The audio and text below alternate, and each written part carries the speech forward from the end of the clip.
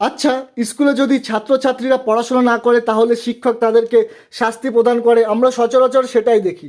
আমি আপনাদের একটা ভিডিও দেখাতে চলেছি, সেখানে পুরো উল্টো ঘটনা ঘটেছে। এখানে ছাত্রছাত্রী না, স্বয়ং স্কুলের প্রধান শিক্ষক ছাত্রছাত্রীদের সামনে কান ধরে উঠবোস করছে। ঘটনাটি ঘটেছে অন্ধ্রপ্রদেশের বিজয়নগরম জেলার একটি স্কুলে।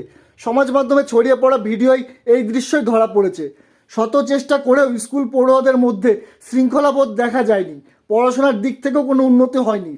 তবে তা ছাত্রছাত্রীদের ভুল নয়, ভুল হচ্ছে প্রধান শিক্ষকের। তার অপারগতার কারণেই পড়ুয়াদের এই দুর্দশা। তাই নিজেকে শাস্তি দেওয়ার সিদ্ধান্ত নিলেন তিনি।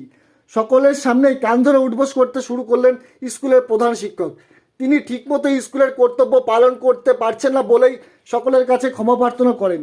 শুধু তাই নয়, প্রধান শিক্ষকের এই পদক্ষেপের প্রশংসা করে ভিডিওটি নিজের এক্স হ্যান্ডেলের পাতায় পোস্ট করেছেন রাজ্যের বিধায়ক লোকেশ রানা। ভিডিওটি পোস্ট করে তিনি জানিয়েছেন, স্কুলের প্রধান শিক্ষকের নাম চিন্তারমন। স্কুলের সমস্ত পড়ুয়াকে তিনি বহুবার মন দিয়ে পড়াশোনা করার কথা বলেছেন। তারা যেন স্কুলের নিয়মকানুন মেনে চলেন।